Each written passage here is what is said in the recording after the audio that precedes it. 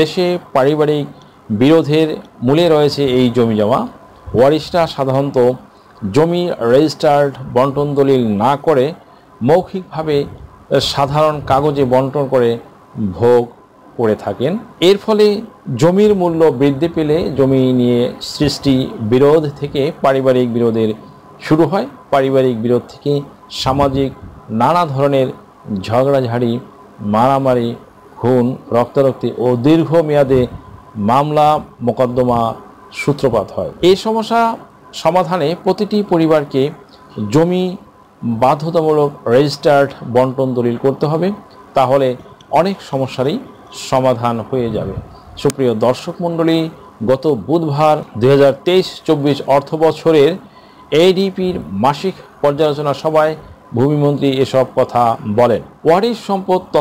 ওয়ারিশ সম্পদ তথা উত্তরাধিকার সূত্রে প্রাপ্ত পারিবারিক সম্পদ সবাই বন্টননামা দলিলের মাধ্যমে নিবন্ধন করিয়ে নামজারি করে নিলে দেশে ভূমি বিষয়ক মামলা মোকদ্দমা অনেক কমে আসবে। সাইফুজ্জামান চৌধুরী বলেন, আমাদের দেশে ভাই ভাই কিংবা ভাই বোন সহ বেশিরভাগ পরিবারের মধ্যে বিরোধের অন্যতম কারণ। দেশ ও বিদেশ থেকে যে কোনো ধরনের হলফনামা, এফিডেভিট নিতে চান, কাবিননামা, নিকানামা যে কোনো ভাষায় অনুবাদ করে বিভিন্ন মন্ত্রণালয়, ইসলামিক ফাউন্ডেশন থেকে সত্যায়িত করে নিতে চান, শিক্ষা সনদ বা অন্য যে কোনো ধরনের ডকুমেন্ট শিক্ষা বোর্ড, শিক্ষা মন্ত্রণালয় থেকে সত্যায়িত করে নিতে চান, ধর্ম পরিবর্তন করে কোর্ট ম্যারেজ করতে চান, কুরিয়ার, ইমেইল, হোয়াটসঅ্যাপ, ইমো, মেসেঞ্জারিতে ডেলিভারি নিতে পারবেন। তাছাড়াও সরাসরি এসেও নিতে পারবেন। Mobile number 01724583880। রেজিস্ট্রি বন্টননামা দলিল ছাড়া মৌখিকভাবে কিংবা সাধারণ কাগজে লিখে সম্পত্তি বন্টন বা ভাগ করা। পরবর্তী সময়ে সম্পদের মূল্য বৃদ্ধি কিংবা নানা স্বার্থ সংশ্লিষ্ট কারণে পারিবারিক আপোষ ভেঙে যায়। জন্ম নেয় প্রজন্ম থেকে প্রজন্মান্তরের বিরোধ। সুপ্রিয় দর্শক মণ্ডলী, রেজিস্ট্রি বন্টননামার মাধ্যমে জনসচেতনতা সৃষ্টিতে সংশ্লিষ্টদের নির্দেশ দেন মাননীয় ভূমিমন্ত্রী।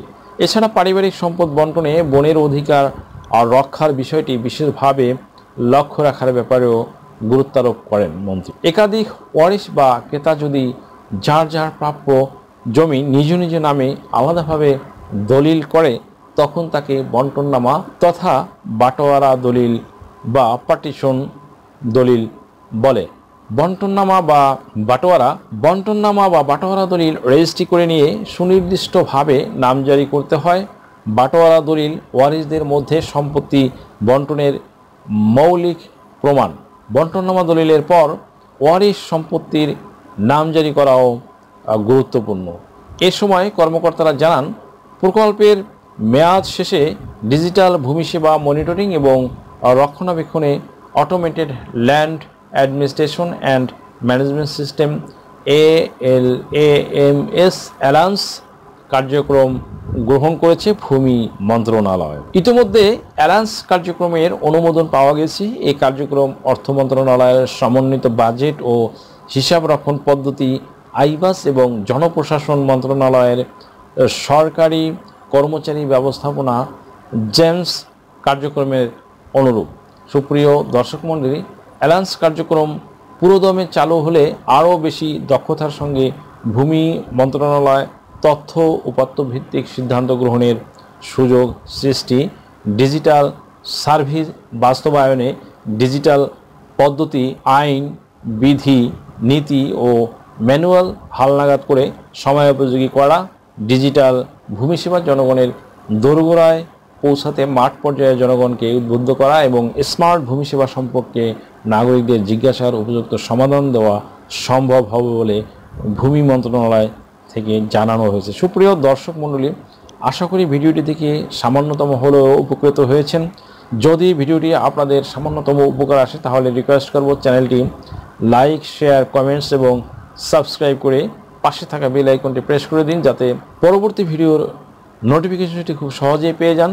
সেই পর্যন্ত সকলে ভালো থাকুন, সুস্থ থাকুন, নিরাপদে থাকুন। আবারও সবাইকে ধন্যবাদ জানিয়ে এখানে শেষ করছি। আল্লাহ হাফিজ। দেশ ও বিদেশ থেকে যে কোনো ধরনের হলফনামা, এফিডেভিট নিতে চান, কাবিননামা, নিকানামা যে কোনো ভাষায় অনুবাদ করে বিভিন্ন মন্ত্রণালয়, ইসলামিক ফাউন্ডেশন থেকে সত্যায়িত করে নিতে চান, শিক্ষা সনদ বা অন্য যে কোনো ধরনের ডকুমেন্ট শিক্ষা বোর্ড, শিক্ষা মন্ত্রণালয় থেকে সত্যায়িত করে নিতে চান, ধর্ম পরিবর্তন করে কোর্ট ম্যারেজ করতে চান, কুরিয়ার, ইমেইল, হোয়াটসঅ্যাপ, ইমো, মেসেঞ্জারিতে ডেলিভারি নিতে পারবেন। তাছাড়াও সরাসরি এসেও নিতে পারবেন। Mobile number 01724583880।